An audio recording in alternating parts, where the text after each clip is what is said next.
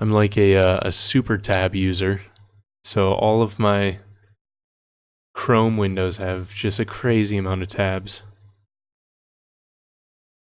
No YouTube videos open, so hopefully this figures it out. I think it's a little bit because Emily and I are both online, and let's see here. What's up, man? Love the channel. Good stuff. Hey, thanks, Tayden. Tayden McDonald. Welcome. Thank you so much for the kind words. MJW Photo. Hey, welcome. This is extremely exciting. I absolutely love this. So hopefully throughout the course of this week and next week, we could get a few of these live streams kind of rolling to get some of the kinks out. I could kind of figure out this new system that I just downloaded and installed onto the computer. I'm going to try and clear my RAM right now. Hopefully it doesn't crash this whole thing. We'll see if that helps to speed things up a little bit.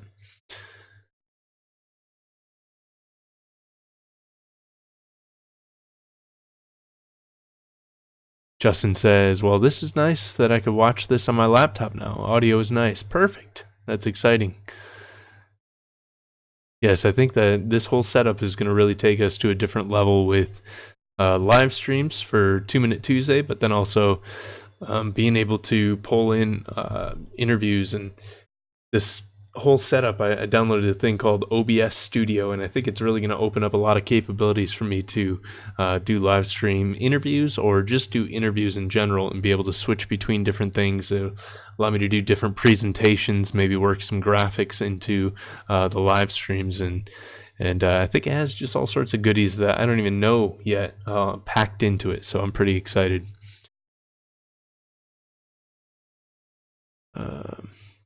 I'm trying to figure out, let me look at something here and see if I can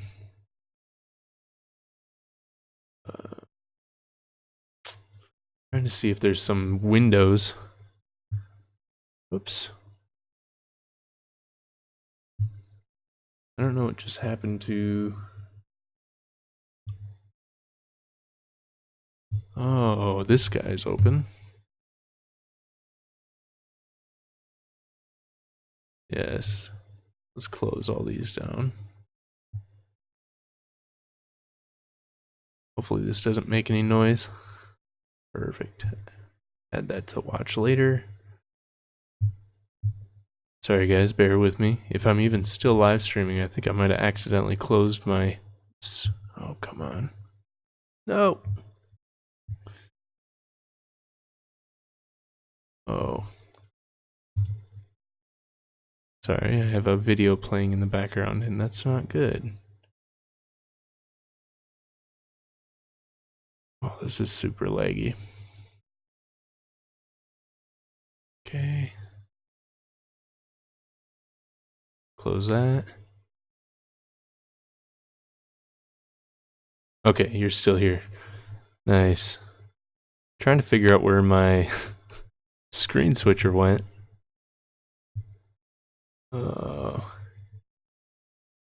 There we go. Well, no matter what I do, it still isn't in the green, so it's a little choppy, but anyways. Yeah, so if you guys have seen in the video, I made the last 2 Minute Tuesday video, so there was last week, this week, today's Tuesday. This week I didn't put out a video, but moving forward we are kind of pausing the series until February, and then in February we're going to start back up with the 2 Minute Tuesday series. I have a lot of topics that I'm currently kind of mulling through in my head and kind of working through to be able to have a little bit more refined when I bring to you guys. I really want to kind of amp this series back up to where a lot of the things that we're going through are just really insightful.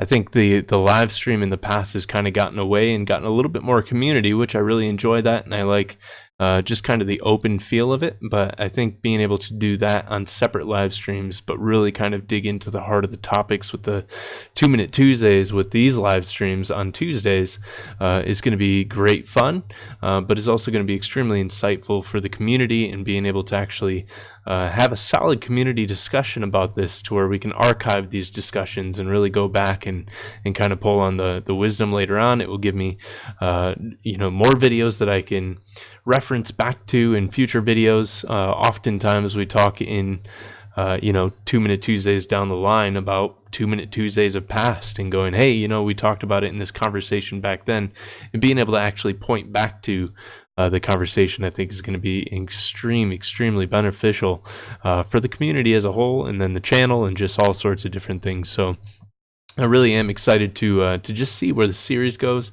but then also where the channel goes, because the option of being able to live stream in this way, being able to do maybe some impromptu live streams and just kind of see what everyone's going through, what everyone's creative struggles are, and kind of work through those as a collective. So a couple other ideas that I had for live streams is really kind of pulling on some other creatives, not just in an interview sense, but also in kind of a mastermind sense, to where we get a group of individuals, group of creatives. Someone's in the hot seat, and we throw them into the hot seat, and then they throw out their topic of the week, or the topics that they're wrestling through, that they're stressing out about, the things that they're trying to achieve with their own photography, and get a host of other creatives to help them and figuring those issues out and kind of hitting their goals. So I really am excited about that. Tayden says, saw your post about M drawing at Res Life. That's awesome. You should share your testimony. I would love to hear it right now. Yeah, I could definitely do that. And so if you guys didn't know, I work over at clipping in the audio. Let me pull this down a little bit. Let me know if that's a little bit better for you guys. I think it's because I'm kind of talking more directly into the mic. Tayden, are you from Grand Rapids area? Are you familiar with Res Life, or is that just something that you've seen? Getting crackers here and there. Let me actually go in here and let me see if I can add a noise compressor.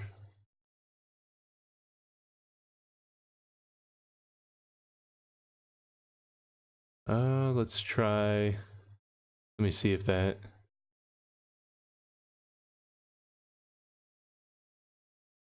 Let me know if that makes any difference. Hopefully that'll kind of tame it down a little bit. I'm going to pull it up a little bit too. Crackles. Nice. I kind of picked up what you're saying. From Seattle. Nice. That's awesome. Yeah, so I actually work at Res Life Church, and I'm a ministry associate there. That's my daytime job. So I work as kind of a pastor, just without the pastor title, without the pastor pay. And Emily actually leads a prophetic arts ministry there. So she's equipped other people and other creatives to be able to just use and utilize art in their worship. And it's really, truly a passion of both of ours. So that's a big thing that we do at our church. And I also lead a couple classes and different things there. But let me see, your audio is okay. There might be a bitrate setting for the video that you could lower. I could smooth things out. Let me check on that real quick, because I do believe that there is. Output, video bitrate.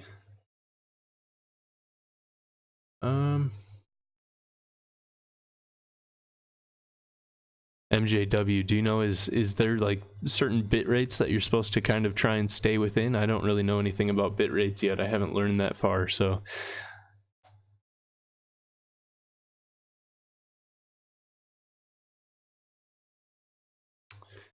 In Matthew, I will answer that question in a second. I want to see if MJW knows of any specific bit rates that I'm supposed to. I'm going to drop this down to, like, I don't know if 1200 would make a difference. See if that does anything. I'm just kind of picking a number out of my rear.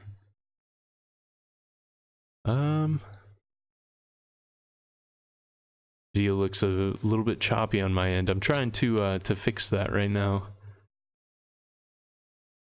Is that making any difference, changing that bit rate?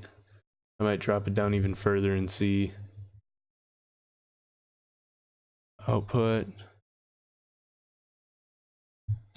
See if this does anything. Let's try that. Let me know if that makes any kind of difference, if it continues to be choppy, or if it's kind of smoothing out a little bit. Let me know, and I'm also going to text Emily to make sure I'm not talking too loud.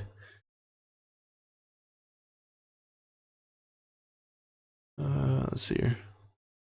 This is how husband and wife communicate these days. We just text each other even though we're in the other room.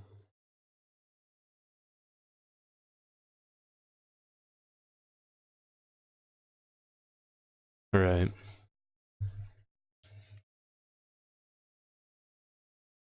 Tayden, I'm going to get back to your question here in a second, but I want to address, well, first of all, see if you guys are noticing any kind of difference with me entering in this new bitrate. Is it a little bit more smooth? But then also, Matthew, to answer your question, hey man, saw you were streaming, big fan of the channel. Do you plan on streaming regularly with a standard topic or anything? I do. So 2 Minute Tuesdays, try 4 to 5 megabytes per second. So drop it to 1 megabyte and raise it until let's see here. Output. So the whole megabytes per second thing, I don't know where to find that. Let me see here. Advanced settings. Maximum retries. Video. Output, stream. Yeah, the only thing that allows me to 4800 is a pretty standard bit rate. Well, I have it on 800 right now. I think it was on 1800 originally.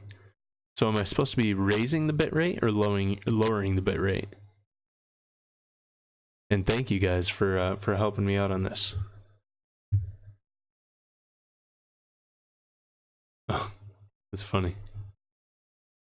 Emily didn't even know I was talking, so that must mean that I'm not talking too loud. A sample live stream.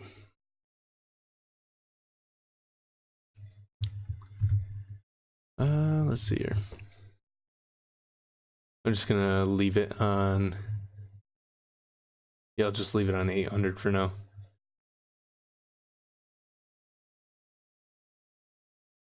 Sure. 800 should be good. Awesome. Thank you guys. Appreciate it. But yeah, going back to Matthew's question, do you plan on streaming regularly with a standard topic or anything? So I was just kind of covering, I think you just jumped on recently, but I was just covering it with the 2 Minute Tuesdays. We'll be going over the 2 Minute Tuesday. Like if you're new to the channel, actually, for anybody that's on here that might be new to the channel, when we're in season, so the next season starts up on February 6th, every Tuesday we do a 2 Minute Tuesday, to where I throw out just a topic of conversation, try to get it in close to 2 minutes. It's typically around 4 or 5, just because these topics tend to be a little weighty, and I try to go in deep on some of them, but I do try and keep them bite-sized. And then we jump on to the live stream later on in the evening, so the video goes up that morning. It delivers kind of the topic of discussion for the day, kind of delivers at least my thoughts or my perspective on it, or maybe another creative's thoughts or perspectives on it. And then in the live stream, we dive into it as a community and just kind of work through it as a whole and kind of wrestle through some of these topics and really kind of bring them to just some of the places that they need to go, and really challenge the way that we think about our artwork, or the way that we think about our photography, the way that we think about sequencing or projects or any of this kind of stuff. Sometimes it's based on community, but so that's every Tuesday, and every Tuesday we will be doing a YouTube live. So I'll be coming back home right after work, and we'll be jumping on the live stream and really kind of just going into that topic like I was saying. And then there'll be other times to where we could do scheduled live streams to kind of talk about maybe some larger projects. Maybe I kind of go over some book projects that I'm currently working on and currently just sequencing through and different things. So like right now I'm working on this, it's called The Sketches of Light. This is the new zine that I'm working on. I just got a new quote in today that's looking a lot more, it's looking much better than the $10 zine quote that they originally gave me. So it's much more manageable, and I'm really excited to not only go into printing that zine, but also going into just being able to walk through it with you guys, maybe on a live stream, but maybe on a standard video. So yeah, if you guys have any other questions, definitely feel free to let me know. And then as we go through this test live stream, like I'll continue sharing and I'll continue answering questions as you guys ask them. But if you guys could constantly be giving me feedback on how's the audio quality, how's the video quality, anytime you hear a blip or anytime you see maybe drop frames or anything like that, I'd love for you guys to let me know, so that way I could kind of make notes on my end, and we could kind of figure things out as we go. I could figure the software out as we go. How do you guys like the background? Is the background too noisy? Is it too busy? Or is it kind of, I kind of like it at this point. It's much better than when I had my camera up on top of the computer, because then you could see the floor, and I'm actually a very, very messy worker. So my at-home studio space is just a disaster. So at least with looking up a little bit, all you could see is the wall and the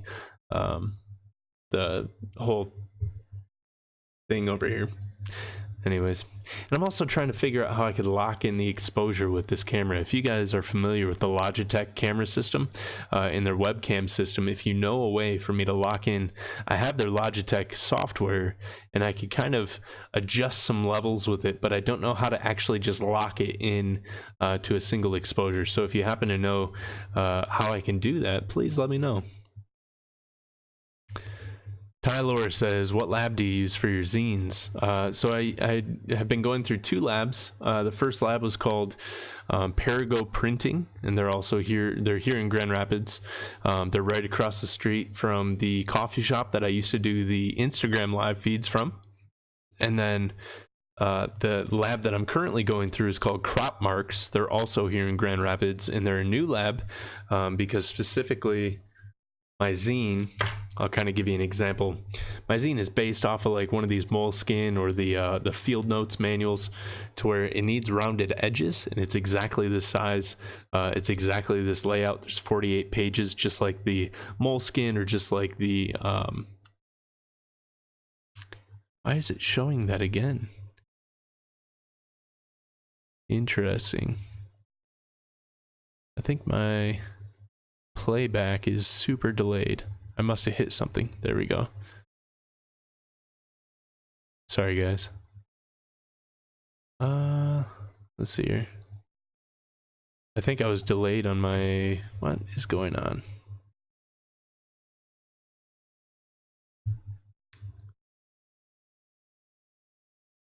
There we go. That explains why everything was so lagged on my thing. I was seconds back on my replay, so sorry. I'm still kind of getting to know all the controls around here. But yeah, so the new zine is exactly built like one of these. So it's an interesting concept. I look forward to kind of diving through it on a video once I actually get a full test proof that is as close to possible as moving forward on the actual project. So Photo Foray says, what do you think of the new changes to the YouTube partner program? You know, honestly, I don't monetize the videos, so I really don't pay attention to it. My goal, at least at this point, is to move forward without monetizing the videos through the YouTube partnership program. I do monetize the videos through other ways, so I sell my t-shirts. This isn't one of the Two Stops t-shirts, but I sell the Two Stops t-shirts, the hats, the coffee mugs, the stickers. So obviously I make money off of that. That's my own product that I sell. But then also I put up Amazon affiliate links. So anytime I link to books, and we're going to start going through more book reviews and just diving into different books that have really helped my artistic career, have really helped to shape my artistic vision, and maybe even some business and in community-based books too, because I do think that business is such a big oversight in a lot of creatives' lives, to where if you actually want to make money and make a revenue from being a creative, from being an artist, having a good business sense is more than important. I think it's almost more important to be a good businessman than an artist in a lot of cases, just because yeah, anyways, we'll go into that in the future. So I do Amazon affiliate links when necessary or when it makes sense. I only use affiliate links for things and products that I absolutely support, that I absolutely love. I'm not just trying to push content out there just to get AdSense revenue or anything like that, but it does make it a lot easier for me to not have to worry about the struggles of the YouTube affiliate program, because I'm not making any money off of the I don't put any ads on the videos or anything like that. So that's probably more than you were actually asking for, but that's that. Mateo says, hey Nick, best of luck with the new zine. I really appreciate that. Thank you. What do you think about Alexei Teterenko's work, particularly City of Shadows? I absolutely love Alexei Teterenko's work. I wonder if I have it somewhere. I have a box of prints, and I have a photo, or a couple photos, that were really inspired by Alexei Teterenko's work. And it wasn't intentional. But I guess me saying it's really inspired by, I actually saved the frames because of the inspiration from Alexei Teterenko. And if you guys don't know, actually Ted Forbes from The Art of Photography does an amazing video on Alexei, but then also does an incredible studio visit and I think partially an interview, if I can remember correctly. But his work is just amazing. A lot of slow shutter speed, dragging the shutter speed, getting a lot of ghost shaped figures in his work, and it's just incredible. Speaking of books, heads up for everyone, Magnum is having a huge sale on damaged books, not the damages, and a lot are signed. That's a great, I might end the stream and just go check it out now. I'm going to make a note for myself right now so that way I check that out after this stream, because I want to take advantage of that. Magnum. Damaged books. Thank you, Tyler, for letting us know that. Let's see here. Photo Foray, thank you for the feedback. Love your content. Keep it coming. Thank you so much. Oh, also to kind of, not that damages. Damaged books, not that damages. I don't quite know what you mean by that, but I'm gonna go check it out anyways. So, but yeah, Photo Foray, to kind of expand on, I guess not your point that you're asking me, but to expand a little bit on other means of making money through the YouTube channel. Different ways that I hope to at least monetize it, because even though I don't want to put ads on the channel, because I personally hate ads. I hate coming across videos that make me watch ads, and I hate doing that for you guys. Not that damaged. Oh my gosh, my bad. No worries. So you're saying they're damaged, but not that damaged. It's not like they're completely destroyed. They're just slightly marked. Maybe there's a crease on the cover or something like that. I'm sure that's what you mean. But I am going to be doing a couple different things this year. One of them is going to be coming out soon. It's going to be a Patreon page. It's kind of pretty standard with a lot of YouTube creators these days, but there's going to be a lot of different price points that you can kind of invest in on, and it's going to be really community based, but also a lot of just great perks of you know, there'll be a zine program to where whoever hits that tier will automatically get a copy of my zine. You know, there'll be a print program to where I'll mail out a mystery print every month to whoever's on that level. And it's just all sorts of cool things that I get to do for the community because of the Patreon page. And then the Patreon page will also help to fund a lot more improvements with the channel, upgrading more equipment, and really trying to just constantly take the channel to the next level. But then also give myself the flexibility to, one, continue diving into creative content for myself, to be able to learn and constantly grow, to bring you guys new ideas and new concepts. But then also, two, to be able to do more travel excursions, to be able to do more meetups, but then also maybe face-to-face interviews with different creatives and stuff like that. So I really am excited about that as well. Let's go back to Tayden. Let's see here. So I do actually want to share this because Tayden was asking a minute ago, and I don't know how many guys on here are gonna find this like engaging or interesting, but I just think I'd share it because Tayden asked, and this isn't, yeah.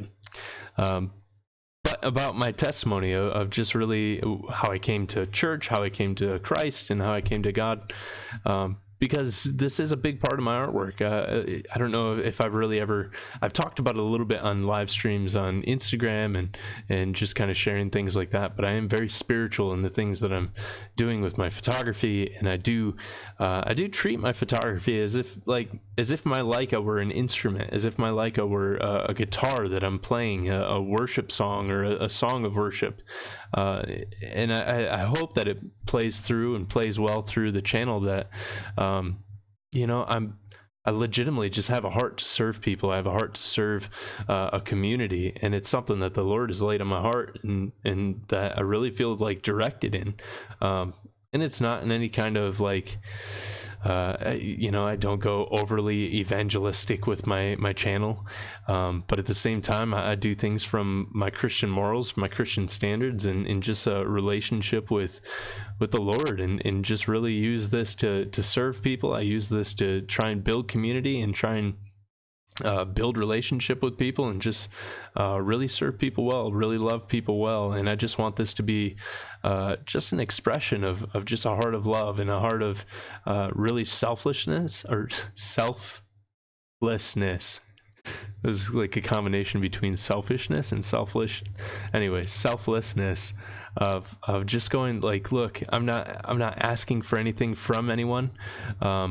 I realize I say that right after I was talking about a Patreon page. That's legitimately just for people who want to just help me build this channel. But I just want to give without expecting anything in return. And it's not like I'm looking for, the altar call or the hands raised or anything like that. But I do want people to just know where things come from in my heart, and know where things come from in just my life. And my life is a big testimony of what God's done in my life, and my artwork's a big part of that too. So I don't know.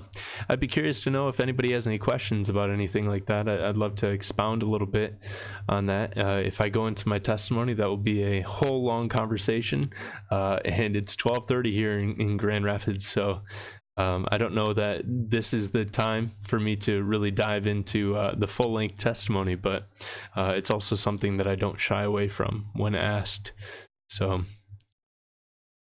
let's see here. One of the things that I'm trying to figure out is what the delay is. And actually, if I could say this, I'll ask right now if someone could just type in the letter 5 and send it to me. I want to see what the delay is between me saying that and me actually seeing when the first comment comes up. So just type in the letter 5 or the number 5 and send it over to me, so then I could see, kind of give me a good gauge.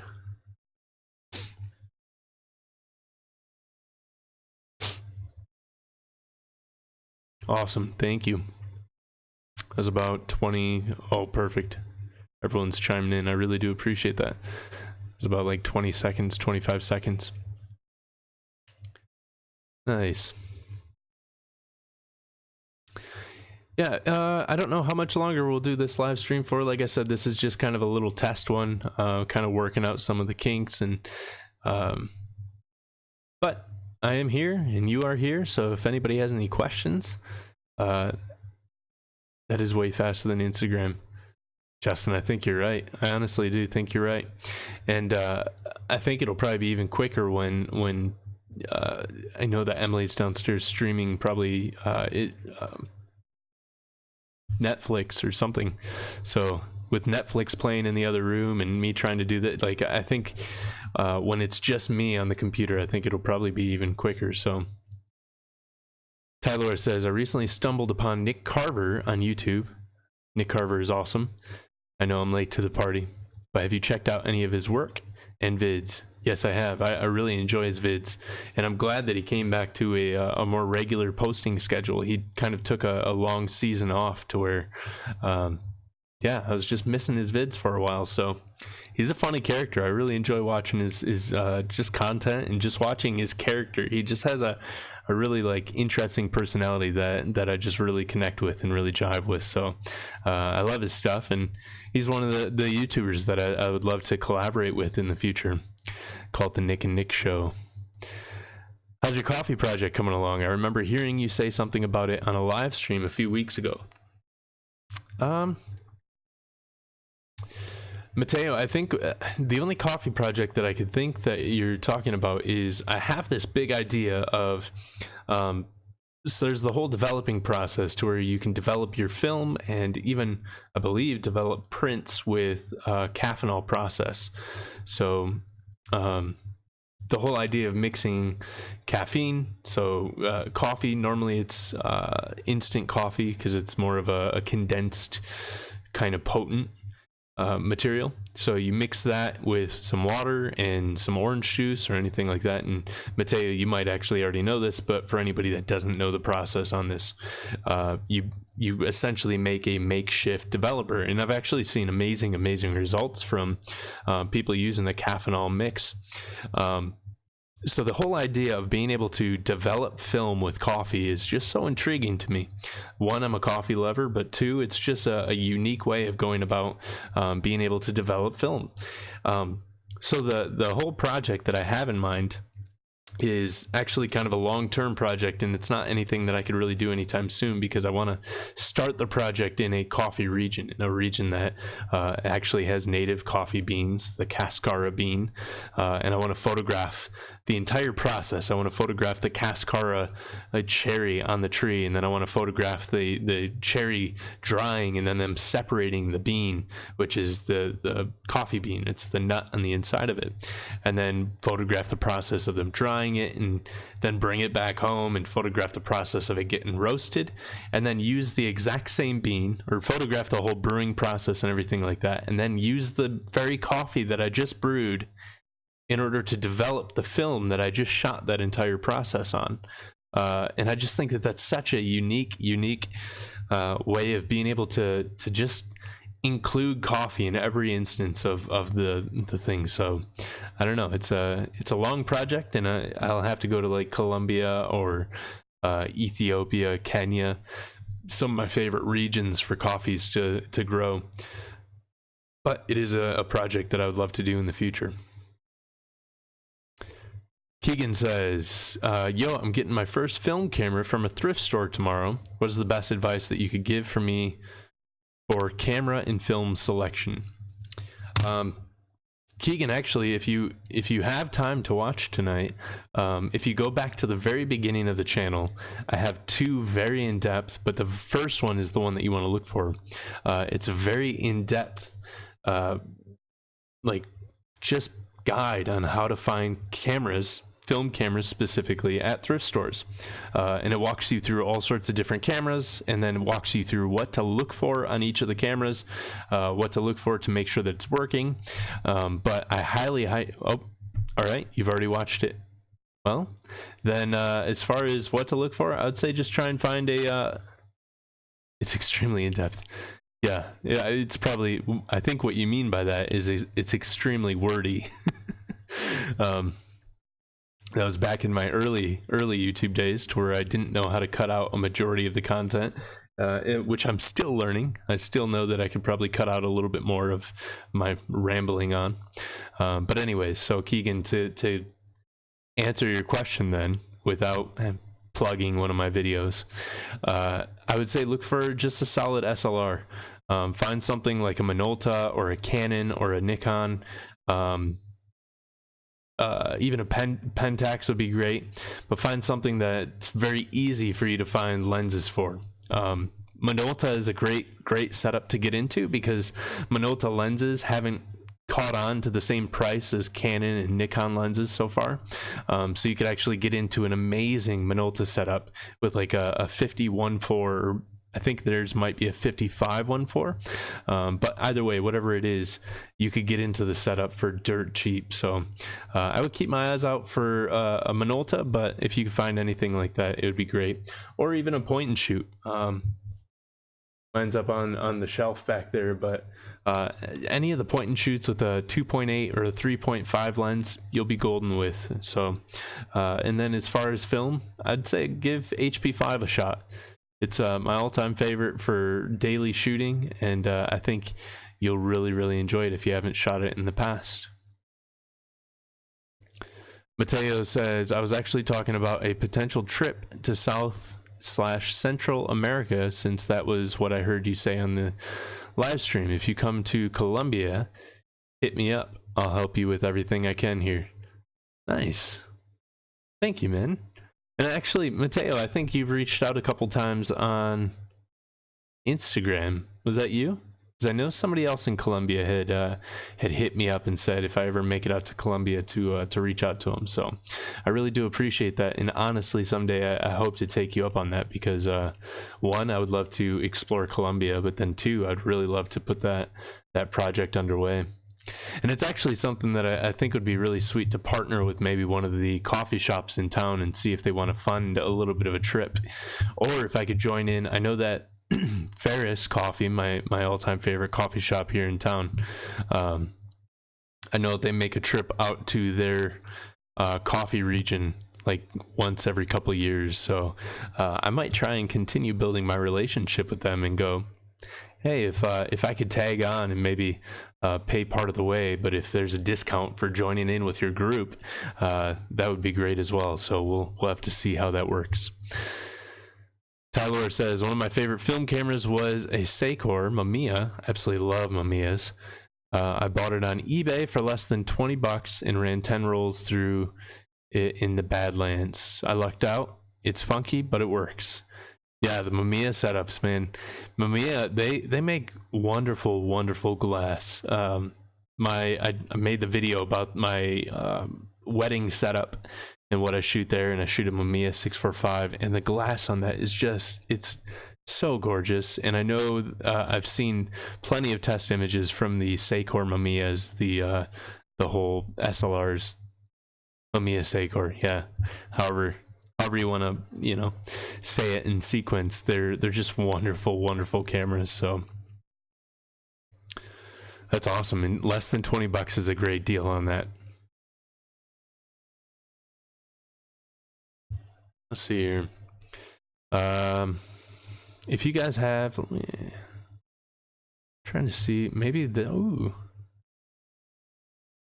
to see what my analytics and stream health is telling me here. Wonderful. 12:47. I'll stick on for a couple more minutes. So if anybody's on here wants to throw out any questions or any topics of discussion, we still got a little bit of time. Do you guys want to see some of my favorite photo books within arm's reach? I have probably a good few right here within arm's distance. What do you think about the Olympus Stylus Epic and all the hype around it? Or what about the Canon AE1? Do you think I'll be able to find one? I really don't want to get started on the whole Stylus Epic. I don't know. I'm just not impressed by the Stylus Epic. I don't think that the camera itself warrants the price that so many people are charging for it, or that so many people are trying to justify that it's worth.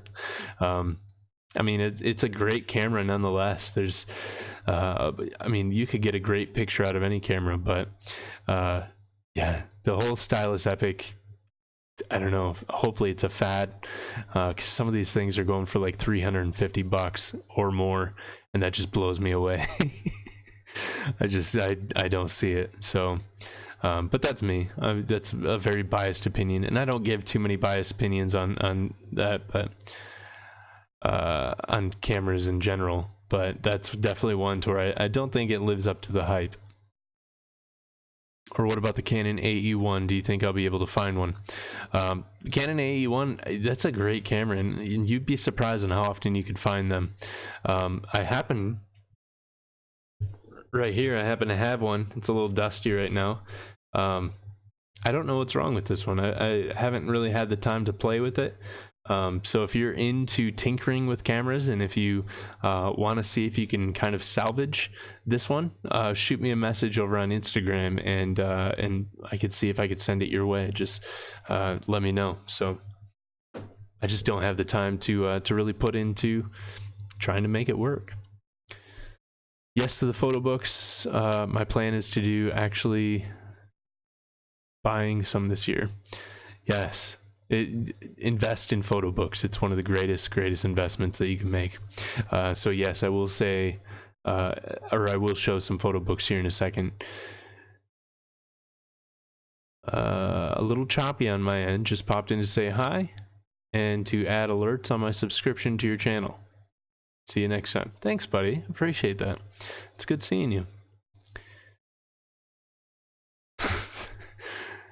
300 bucks, WTF. Yes, it's such a weird I can't justify that. My whole thing is what's the Instagram? Yes, Nick Exposed. Everything, Instagram, Twitter, obviously here on YouTube, everything's Nick Exposed. You can find, I have a Facebook page, Nick Exposed, that I don't really do anything with. My Instagram automatically posts over to that. Very seldom do I actually do anything with Twitter. I'll go through spurts of actually going and doing anything with it. I don't think I've checked it in like 3 weeks, so I should probably, go on there and check it. But yeah. Keegan, the big thing that I would say with point and shoots is I can't justify buying any point and shoot unless it's under 10 bucks. It's just, and that's just for my workflow. There's so many good point and shoots out there that I know if I just go to another thrift store and then to another thrift store and to another thrift store, eventually I'm going to find an amazing point and shoot for super cheap.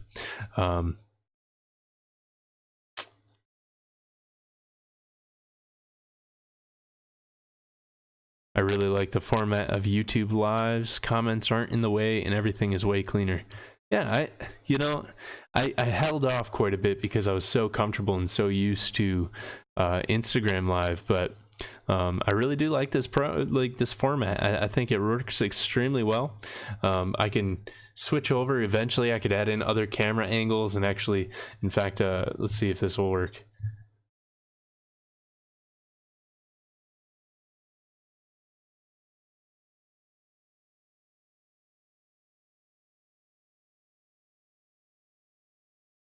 The other one, but I could do different camera angles and kind of switch between the different things. I just, this is a sweet program, and I really think that this is going to be the way to go moving forward. So let's see here, photo books. As far as one last thing on the point and shoots is I got my Minolta AFS-V, which is the same thing as a Minolta talker. It's the one that like talks to you.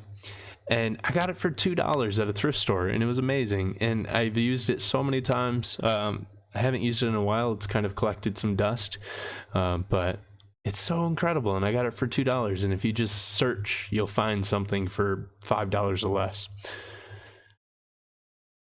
Oh, the audio wasn't working on the other one. Oh. Is it working now? Let me know if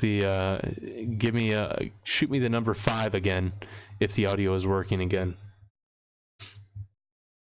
I just want to make sure that my audio is back up and running before I move forward. Also, Foster, what's up, buddy? Good seeing you. It's working. Awesome, thank you. This is probably a broad question, but I've been dabbling into photography and really want to get into film. If you give me advice for just starting out on your recommendations of an SLR, what would you say? Keegan, this is what I'll tell you. I'll give you 3 SLRs to look for. And if you can find one of these 3, you're going to be golden. First one would be a Canon AE1. like we were talking about. Second one would be a Pentax K1000, and then the third one would be a Minolta SRT 101, 201, 202, any of that series. If you could find one of those three, you'll be golden. So all three of those have extremely accessible lenses, have a wide range of lenses, have a wide range of aftermarket lenses that could be had for cheap, have a wide range of really pro class, like high grade glass available for it. So audio still distorts here and there. I'm gonna have to listen back to the playback and kind of see what the audio is doing and kind of do some tests on my own end. So sorry. Hopefully you can bear with me as the audio is kind of all over the place. I know there's tons more filters that I could do, and then I could tweak the filters that are on there, but I just haven't gotten that far into it yet. Yeah, Keegan, hopefully that answers your question. So Pentax K1000, Canon AE1, and the Minolta SRT system. Any of them in that system are fantastic. Eric says, what do you look for when buying photo books? You know, honestly, I'm constantly, well, luckily I follow a few people on Instagram that are always posting up new photo books. If you look at go_JMO, I'll type it in here. It's on Instagram. He's my buddy James. He's an amazing photographer, but then also Mata Jarina. Good night. Thank you. Thanks for swinging by. But let me see here. So it's at, his name is James Morton, and just an incredible photographer. He's part of the All Format Collective. He's actually he kind of heads a lot of the things up in the All Format Collective, does an amazing job with it. But he's always constantly posting new books, and it's just amazing. So I would definitely suggest checking him out and going back through his log of books in the past. But then I'm always looking for new photographers, or I'm always looking at just the classics. For me, lately, I've been just collecting books from the classics. So real quick, a couple that are within arm's reach. Keegan says, thanks so much, man. It's unreal that I was just watching your old video and now you're helping me in real time. Oh, that's awesome. Thank you for saying that, Keegan. I'm really no one special, but I'm glad it means something to you. So a couple photo books, and these will be ones that I highly recommend that you guys do check out. I prefer buying books used, just because I use them as study material. They're not things that stay on my shelf to gain any kind of monetary value. I want to beat the crap out of these books by looking at them time and time again. So the first one I would recommend is actually Eugene Atget's Paris. This is a fantastic photo book. This could be had for relatively inexpensive. I believe I just purchased another copy of this book to give away for the 5K giveaway that we have yet to do. So that's going to be coming up. But Eugene Atget, you could get any of the books of his, and they're just fantastic. He's from early 1900s, so I wonder when the earliest. Let me see here. I think the back might have some plate descriptions.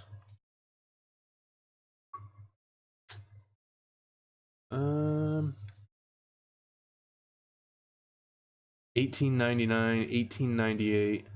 Yeah, I mean, some of these are from the late 1800s to early 1900s, and it's just incredible. One, to see Paris back then, but two, to see such modern photography in such an old fashion. I mean, it's all large format, and it's just incredible.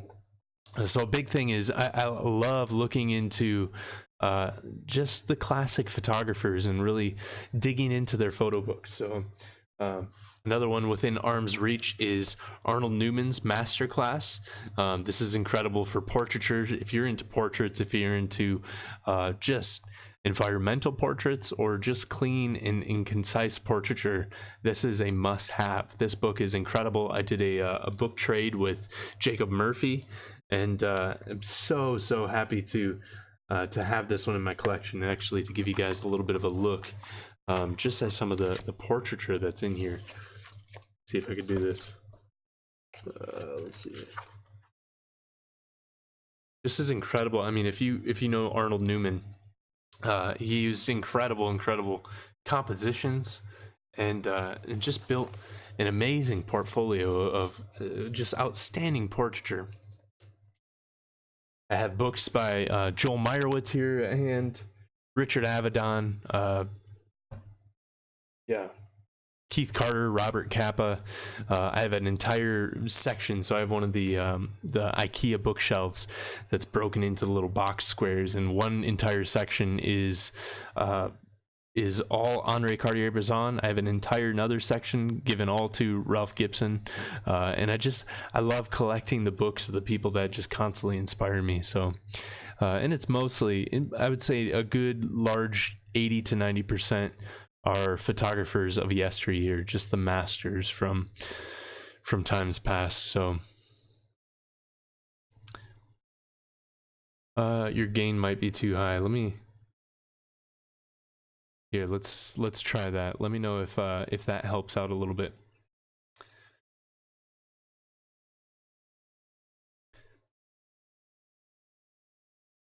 Let's see here. Black and white versus color film. What do you prefer? And when would you use each? Keegan, these are great questions, man. I can tell that you're really looking to get into film, so thank you. I really enjoy these types of questions. And everyone else that's on the chat, feel free to chime in. This is a community effort, and if you guys want to share any thoughts with Keegan as well, you guys are more than welcome to. This isn't just the Nick show. This is our community show, you know? But Keegan, the big thing that I look for is really just versatility. And this is me personally. So I use HP5. It's a black and white film from Ilford, and it's just extremely versatile. And what I mean by that is it's very forgiving. In you know, sometimes if you miss your exposure, if you overexpose, it can handle probably up to about 2.5 stops of overexposure, and about a stop of underexposure, and still kind of have a usable image. Same thing with Portra. So with Kodak Portra 400, I absolutely love that film. It has tons of latitude as well, to where you can underexpose it a bit and be just fine. You can overexpose it by quite a bit and be just fine. So I really look for film stocks that are versatile, because once they have that latitude, then you could start, once you start getting into kind of the advanced skills of film photography, of being able to push your film and being able to kind of stretch it to its higher capabilities, and getting more contrast in it. Keegan, if you message me at Nick Exposed on Instagram, I'd love to walk you through a bunch of this stuff and give you some pointers of getting into this stuff. But I really love film stocks like that. A great consumer film stock that hasn't gone away yet, but is worth shooting while you have time, is really just the Fuji Kodak, or the Fuji Superia line. It really is a great film. You could get great skin tones, or if you're photographing your friends, or you know, doing any kind of portraiture or anything like that, it's going to get very natural skin tones. And then again, it has a lot of latitude. So the Fuji Superia 200, the Superia 400. I haven't experimented much with the Superia 800, but I do have a bunch in my film fridge. So yeah, those will kind of help get you going. But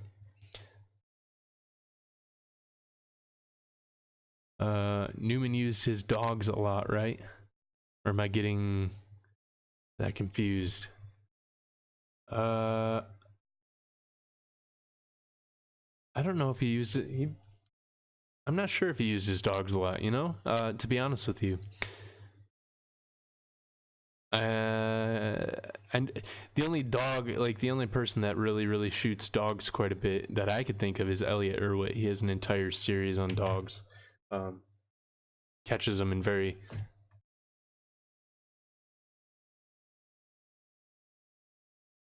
Trying to find some Elliot Erwitt.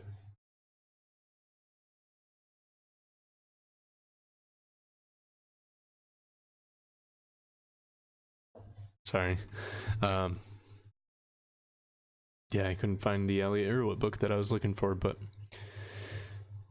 Tyler says, Keegan, check out Nick Carver's videos. He has tons of research on different color films, but I agree with HP5. It's a beast and a favorite for a majority. It's all I shot in college. Yeah, I honestly, and this is a bold statement, but I will make it any day of the week. I believe that HP5 is the king of black and white films. Yeah, I think its versatility and its I've pushed it to its extremes, and it holds up and handles extremely well. Whereas Tri-X has kind of fallen apart after about 12,800 ISO. So, do you produce your own film? What do you recommend I do? Sorry if it's a dumb question. Not a dumb question at all, man. Like, I remember getting into film photography. There's so much that you just don't know, you know? Like, there's a lot to it that it's kind of difficult. Even if you are coming from digital, not everything translates over well. So I process my own film, is what you mean. I do develop my own black and white film. I do scan my own black and white film, but I would suggest that you go through a lab the first couple of times, have them develop it, have them scan it in, and just kind of allow yourself to focus on figuring the technicals out, figuring the hopefully coming into it, if you don't know the exposure triangle, look up the exposure triangle, learn how to get a good exposure from the get-go. A lot of these cameras have internal meters, but if you could learn Sunny 16, or if you could get a hand meter, or if you just have the beautiful thing about these cameras is it really breaks it down to the essentials. All you have to deal with is your exposure triangle, your ISO, your shutter speed, and your aperture. And then with film, your ISO is already set. You set that from the get-go. So if you're shooting 400 speed film, this isn't a blanket statement, and if people know me, they know that I push my film quite a bit, but for all intents and purposes, if you're shooting a 400 speed film, you're locked into 400 speed, and you set that, so that's your ISO no matter what with that film. So then all you have to do is you have to worry about your shutter speed and your aperture, and if you get those figured out and just have those locked down and understood well enough to be able to get a proper exposure, you're golden. So I would really, really suggest getting it developed by a lab, processed and scanned by a lab, and then make your adjustments. And then in the future, you could start developing your own film. I found a signed Paul Newman photo book at a used bookstore today for $8. I passed on it, so I wonder who might get lucky with that find. Interesting. Paul Newman. That sounds familiar. Do you mean Arnold Newman, or is there... Paul Newman does sound familiar too. Is there a Paul Newman? Eric says, what is the best place to buy items for developing film? I get all my stuff from B&H, so I'm here in the States, and I just find that B&H has the cheapest. Well, Adorama might have the same price, but B&H compared to like Amazon or eBay has a nice price on HP5 in bulk. So I buy my bulk HP5 there, and because of that, I add all my developer and everything on, all my chemistry when I need it. So that way I pay one shipping price and it's all coming from the same place. So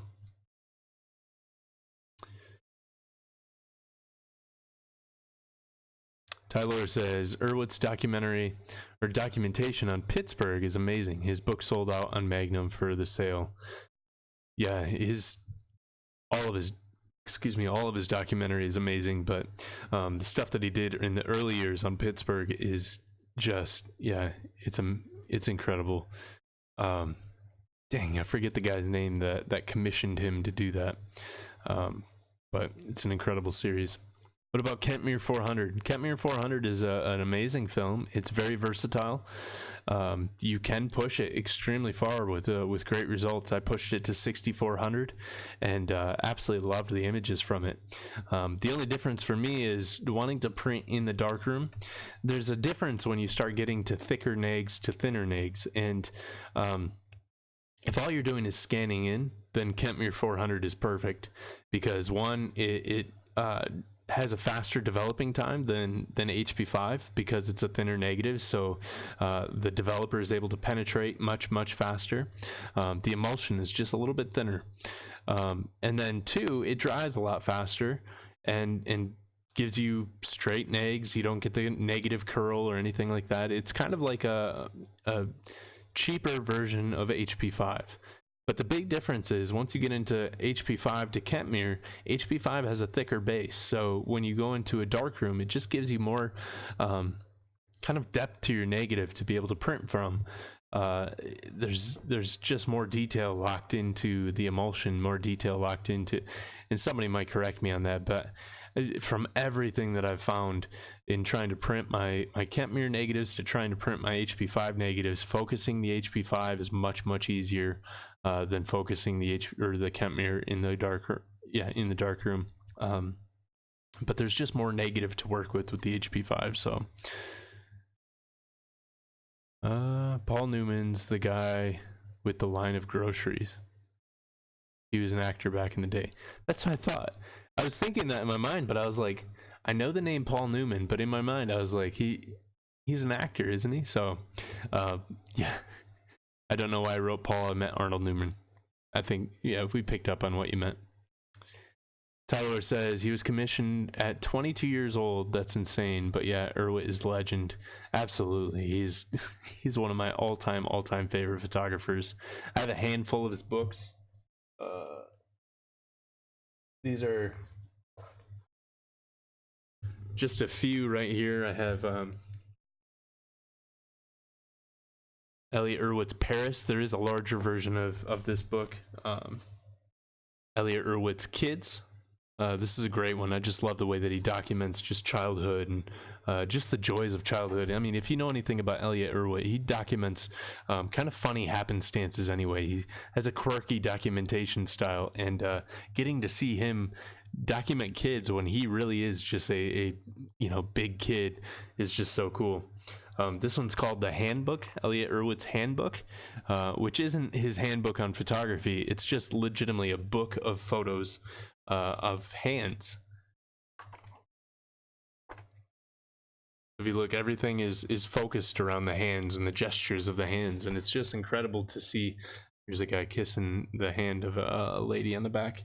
But it's just incredible to see how someone could take such a ordinary subject as hands and the gestures of hands and document it so well and put so much life to it.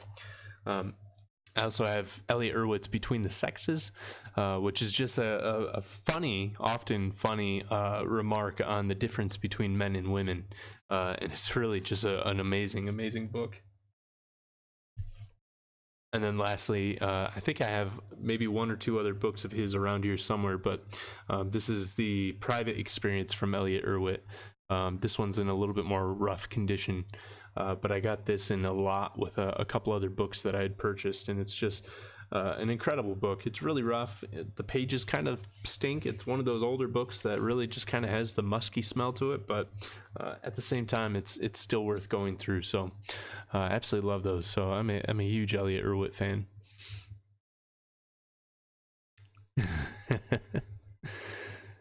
Gabe, good to see you on here, man.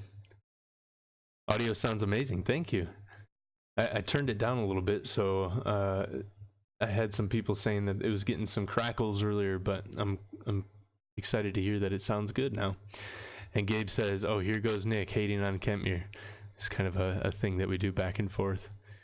Gabe's a big Kentmere fan as well. I really do enjoy Kentmere. I just enjoy HP5 that much more. If you could choose only one of your cameras in the room, which one would it be?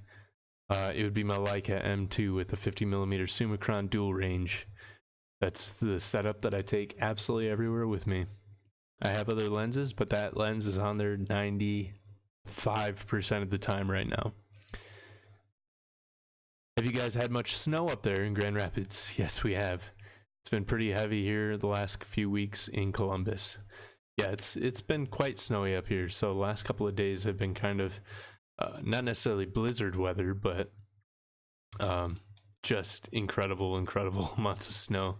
It's been unfortunate. My car is frozen over. So we've just been taking the one vehicle, Emily's car. Actually, on Saturday evening, I went to go out shooting. I went to go photograph a bit, and got all bundled up and put my long johns on, put a heavyweight sweater on, put 2 pairs of socks on, and just got all set to go out into the elements. And then got out to the car, and the locks were frozen over, and the car door was frozen over, so I couldn't even get into the car. So I opened up my back hatch. I have an old 88 Honda Accord. It's a little beater, and I start crawling through the back hatch, and then the hatch lands on my legs, and I'm like screaming in my car, just in pain, trying to climb into the car. So then I get into the car, I shove the passenger side door open, get that door unlocked, try to open up and unlock the driver's side door, and ended up breaking the lock off. and then I go through and I scrape off the entire car. I accidentally pull the rubber stripping off of the windshield wiper because it was frozen onto the car. And I get all done with all that. I get back in the car. I'm climbing over the passenger seat, climbing over the stick shift and the e-brake, and get into the driver's seat, go to turn the car on, and the battery was dead anyways. So all that work for absolutely nothing. Emily ended up coming into town. She was down at her studio, so she came and picked me up. But so long story to a short answer, yes, we have gotten a lot of snow, and it's been very icy up here. Let's see here. Tyler says, killer collection, man. I'm way behind on my photo book library. Mine's been growing substantially. So I sold a large print earlier this year, well, last year. I keep on thinking that, it's 2017. I'm sure I'm not the only one. But I sold a large print last year, and I put a fair amount towards building my book collection. It was something that in selling the print, I knew there was a couple things that I wanted to invest in. And one was my photo book library. The other was in repairing some of my gear. So there's a ton behind me. I'm beginning to be quite proud of the photo book library that I have accumulated. There's some true treasures in there. Gabe says, I look forward to printing with it. The Kentmere 400, I think, is what you're talking about. Also, just noticing this from you holding up books. It might help if you block, if there's a block of black to help the exposure. It seems like the black books get the exposure close to perfect. Yeah, interesting. I'm gonna look up some tips on trying to get this whole exposure thing figured out. And I could also wonder what this does. I could kind of bump my exposure down like that a little bit. I do have this control here to where I can go up and down, and it starts kind of getting wonky if I go too far down, but we're figuring it out. Gabe says, just turned on notifications so I can hop on earlier next time. Excellent. Thank you for doing that. And anybody else, if you want to turn on notifications, you are more than welcome to do so. Also, if you haven't subscribed, now would be a perfect time to do so. Sometimes sitting here, I just kind of want to go into like a radio producer voice, like talk show. Hey guys, this is Nick Exposed with Nick Exposed Live. I could do a little bit of a talk show host voice. Anyways, it's 1:17 in the morning, but I'm having so much fun, and I don't think I've gotten a text from Emily yet, so I don't think she's ready for bed yet. We can keep going for a little bit longer. Wiper rubber sticks to the windshield in snow. Is that why people flip their wipers up in snow conditions? Yes, it is. Yeah, it's crazy. Everything sticks in snow. You get everything that freezes to the windshield. So we have to scrape our windshield off every morning. This is kind of a fun one. If you don't know what actually, I'm going to pull this back up a little bit. I'm looking over at this other screen, and it kind of looks like my exposure is a little weird on that one. There's a weird, like, dead spot on my forehead. Whoops. Cancel. There we go. But this is a fun one that I find that people down south aren't aware of. If you don't know what a snowbank is, we have banks of snow up here. So you have to deposit your snow at a snowbank. Just kidding. We have what's called a snowbank, where plows plow a bunch of snow and it builds up to a big mound of snow, and we call those snowbanks, and they're everywhere and you can't see over top of them. So you can't see if cars are coming towards you because there's snowbanks at every corner and you're turning kind of blind, and it's crazy. Almost sound like a pilot. Yeah, breaker, breaker, here we come. We're flying in control room, if you could tell us. I don't know how to talk like a pilot, so.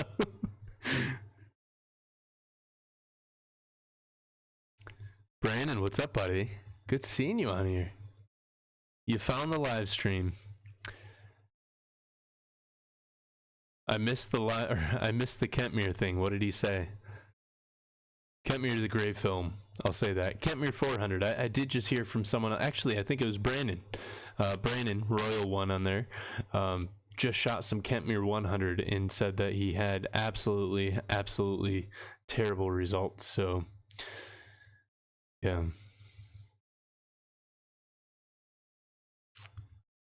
Is snow a good investment? It's better than Bitcoin right now. Any advice on growing a photography-related YouTube channel? I'm planning to launch one in the coming weeks. You, Matt Day, and others have inspired me to join the fun. Kenneth, that's great to hear, man. And let me be the first to tell you, the market is not saturated. As long as you bring a unique and original voice to the conversation, there's always room for one more voice. So I'm extremely excited to hear that. And Ken, when you put up your first video, be sure to let me know, because I'd love to go check it out and join you on your journey. But as far as advice goes, I would really say that the biggest thing is, again, making sure that you're coming up with your own content. You know, sometimes it's easy to watch, you know, maybe it's myself, or maybe it's Matt Day or Ted Forbes or Ibarian X or any of the guys that you might see out there, and you start to see what's working for them, and you start to see what voice they're speaking with, and just the energy that they're bringing. And sometimes it's easy to lose yourself. Sometimes it's easy to try and mimic what it looks like works. But I'll say the reason why it works for them is because it is who they are. They found their voice. I mean, Ted Forbes is Ted Forbes on his show. I mean, that's who he is. Matt Day is Matt Day on his show, and I like to think that, for the most part, that I am who I am when I you know, am doing videos and doing this kind of stuff. So the biggest thing is authenticity is going to get you much further than trying to be the next anyone. And then also, you know, don't be afraid to play by your own rules. Bring up topics that you think might be kind of taboo in the community, or just anything, whatever it be. Just do it with. Is this video being shot on a lo-fi filter? I don't know. I mean, it looks good on my screen, so there's no filter being applied. This is just how my Logitech webcam does, but. Let's see here. Anyways, Kenneth, I hope that helps, man. Really just authenticity, and really focus on community. As long as you're bringing content that will serve others, and as long as you're not getting into this thing to try and build some, you know, vast audience or anything like that, as long as you're in it for the right reasons of serving a community and really helping people to achieve their goals, people to get the information and just the inspiration that they hope to get and that they're looking for and desiring, you're golden. And it doesn't matter whether you have 20 subscribers, 500 subscribers, or 50,000 subscribers, million subscribers. As long as you're serving the community well, just know that you're doing a good job. So I wish you all of the success. Let's see here.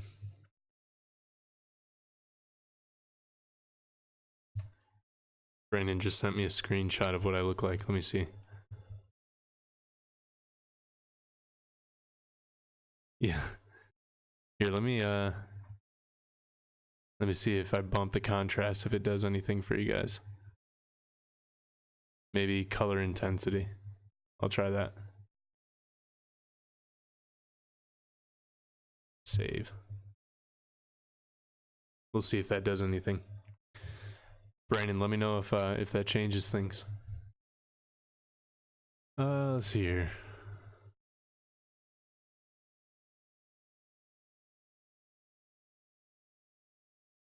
Sounded like Emily was coming up. Gabe says, hello, Matt. I was giving him a hard time about Kentwood. We both love the film, but according to him, it's really tough to print. I haven't had the chance to try it yet. I'm not saying it's impossible to print. I'm just saying that I prefer printing HP5 much, much more. Excuse me. It was all blurry, like not sharp. Hopefully it's sharp now. Tyler says, is there a way to do a live critique? That would be cool. Just have your viewers have like 1 or 2 photos, and we as a community can critique each other. That would be sweet. I don't know the logistics. That could work, you know? It's interesting when you... The only issue that I see with that is when you start opening up a critique to a community, there could be some people that come off pretty harsh, and there's a lot of armchair warriors out there who deem themselves as experts, despite whatever level of experience they have or any critiquing wisdom that they might have, and it could get pretty sour pretty quick. So yeah, I don't know, I'd have to work out the logistics on that, like you said, but it's definitely worth considering, and I do think that there's a definitely a feature for it. I mean, we can, like I showed, I could switch between different images and different things like that with this whole new setup that I have. So yeah, we can experiment with stuff like that. Gabe says, I shot some Kentwood 100 and it went okay for me. FP4 is definitely a better existence though? Maybe experience? Let's see here. I'm not sure if you've addressed this before. Have you considered doing reviews for your gear like your M2? I think I saw that you have the IIC, so, or the 3C, or however you say that. So the Leica IIC, or the 3C, or 3B actually, is not mine. I'm borrowing it from a buddy of mine. But yes, I will be doing a review actually on this camera, which actually my good buddy Max over at Analog Insights just put up a review this week about this camera that I was going to review this week. But at the same time, he's a good friend of mine. We're not in competition, but I do have the Lights Minolta CL. I will be, I wonder if I wear my black hat, if that would help with the exposure, but I will be doing a review about this because I'm actually selling this camera. My nose is itchy. And I'm going to let you guys know what I thought about it and why I'm selling the camera. But then I will be doing both a gear review on the Leica M2, the Olympus pen that I have. So I have the original Olympus pen half frame camera that I absolutely love. It's one of my all-time favorite cameras. I think once I get to the shots that I did out in New York with that camera, I'll probably do the review of that one at that point. Man, sorry, my mustache is really itchy right now. But yes, I will be doing more reviews and stuff like that. Not too many. I mean, this isn't a gear review channel, but at the same time, I do think that sharing some of my thoughts will help to answer some of the questions that I get on an often basis. Getting late here, 10:22, so I'm going to finish reading and head to bed. 5:30 comes early. Getting late there. Gabe, it's 1:30 in the morning here, man. Don't tell me about late. Just kidding. Kenneth says, thanks for the encouragement and perspective. Definitely taking all that to heart. I'll keep you posted on my progress. It seems like black and white film is more popular than color among many photographers. Why do you think that is? Do you have a strong preference between the two? I'll answer the second part of that question first. Do I have a strong preference between the two? Yes, I really, really do at this point in time prefer black and white over color. There's a couple different reasons on that. One is I don't like color management. That's the big truth. So Typically, when I do color, I send it out to a lab and allow them to do all the color processing and really get the colors to where I want them. So I've set up a color profile and allow them to do all the tweaks that need to be done to get it to the profile that I've set up with them. And I use Indie Film Lab for anybody that's curious, down in Montgomery, Alabama. I absolutely love those guys.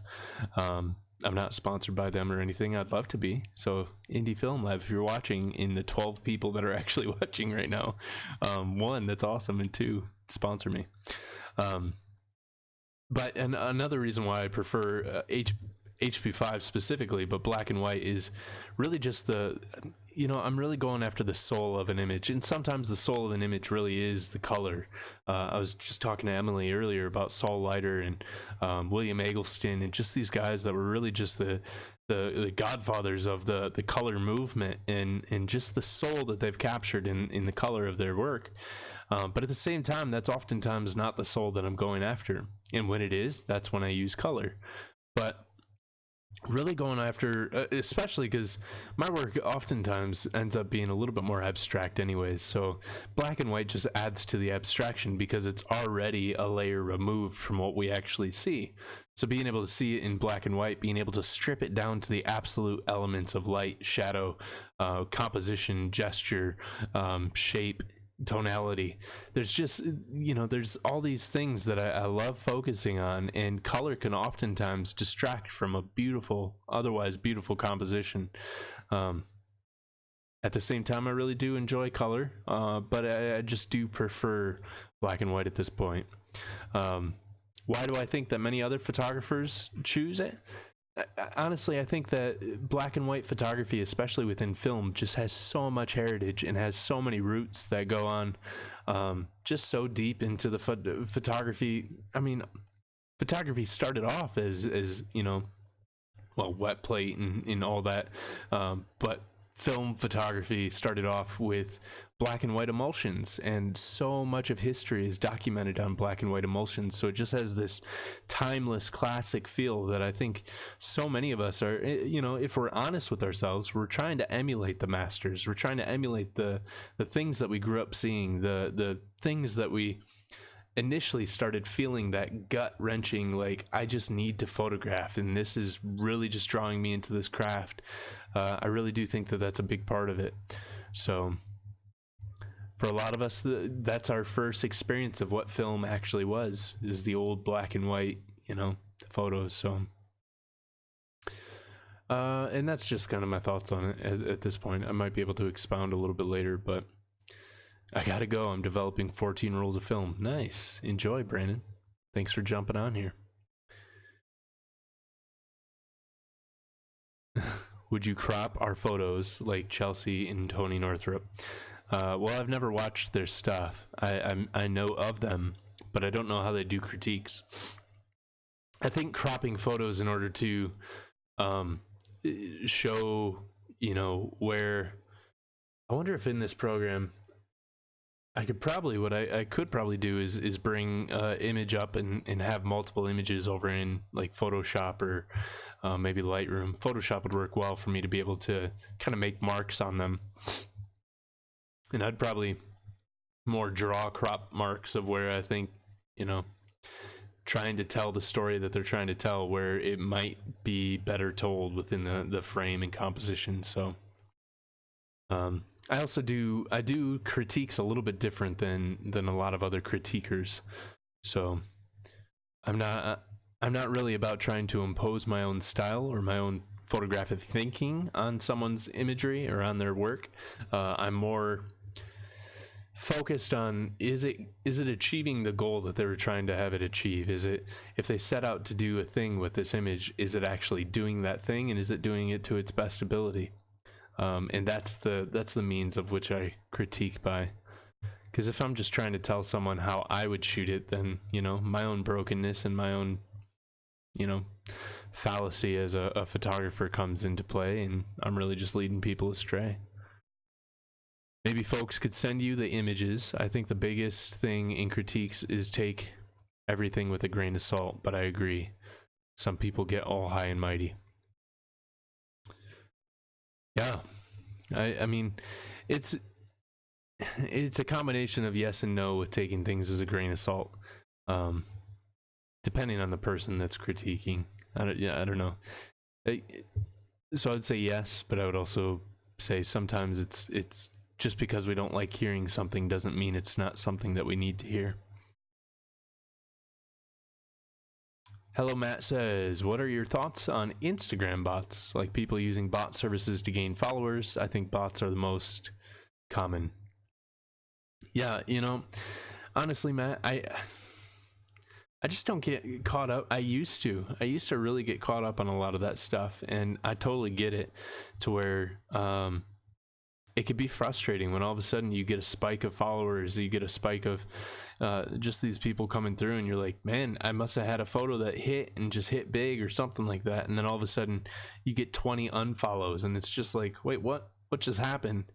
And it can be kind of frustrating, especially if you're watching like on a daily basis, like so many of us do when we're on Instagram. We're constantly watching that followers number and seeing if it's growing, seeing if it's doing anything. But I've really grown past that to where it's gonna happen. I get it on a daily basis to where it'll spike up by 20 and then drop down by 20 and spike up by 40 and then drop down by 20 and then spike up by and it's like it's this constant 1 or 2 steps forward, 1 step back. But I would say a better thing is if you could train yourself to only look at your followers and only judge things on a monthly or maybe bi-weekly basis. Give yourself more of a timeline to be able to look at and see where your growth spikes are, see where your growth patterns are. If you have your Instagram set up as a business page, you could actually go through and see the analytics, so you could actually understand what those followers actually mean, where they came from, and that's a much better way of looking at it than just constantly watching that number, because we start to try and feed and get our affirmation from that number, and if that number isn't growing or if that number is decreasing, we start to feel like we're terrible photographers, and it's only a number. It literally has no reference to whether or not you're a good photographer or not. So I heard someone say, I think it was on the live stream or maybe in one of the comments on one of the earlier videos, but the idea was if a Kim Kardashian photo will get more likes than a Magnum photo would, then it just shows on how broken the platform is. Where these images that have shifted and shaped history only get a couple thousand likes or a couple hundred likes or whatever it might be, but the Kardashian photos blow up on Instagram. It kind of shows where the the stocks lie in Instagram, and it's just nothing to really base our creative talent off of or our creative worth. So my biggest suggestion and my biggest thought on it is it's going to happen. I do think that there's rumors that Instagram is really cracking down on it, is really going to start banning accounts that do it. So we might start to see a little bit less of it as we go into 2018. But even if we don't, it's really just one of those things to where I would just say try your best to not get caught up on. Don't let it affect you. More focus on the people that are engaged with your work and start engaging with other people's work and start having conversations on Instagram.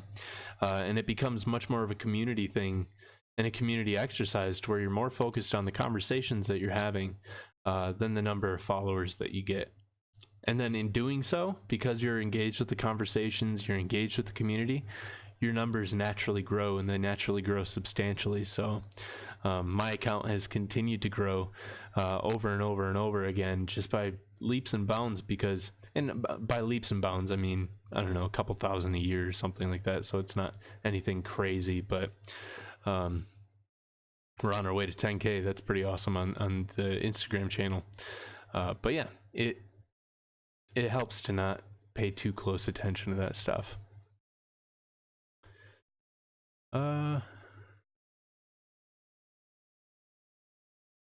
So Velro says they critique by changing photos to their personal taste.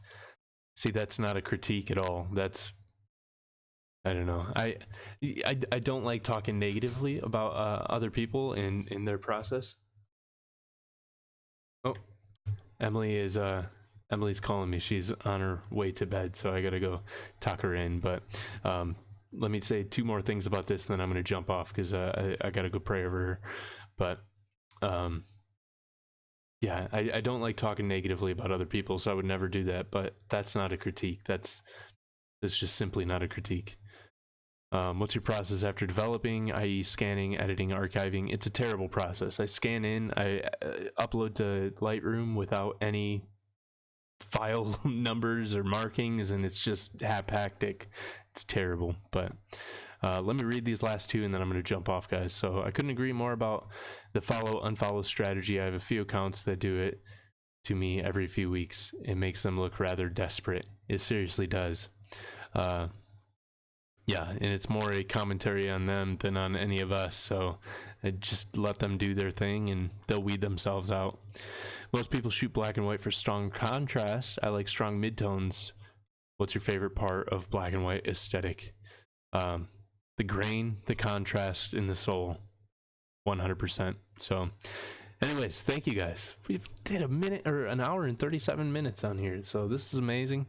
I really do appreciate you guys. Thanks for everyone who helped me kind of work out some of the bugs and kind of get through this test recording. So thank you guys. I look forward to doing so many more of these, and we'll probably do some other impromptu ones as well. So anyways, I love you guys, and I will talk to you guys on the next video, on Instagram, and in the next live stream.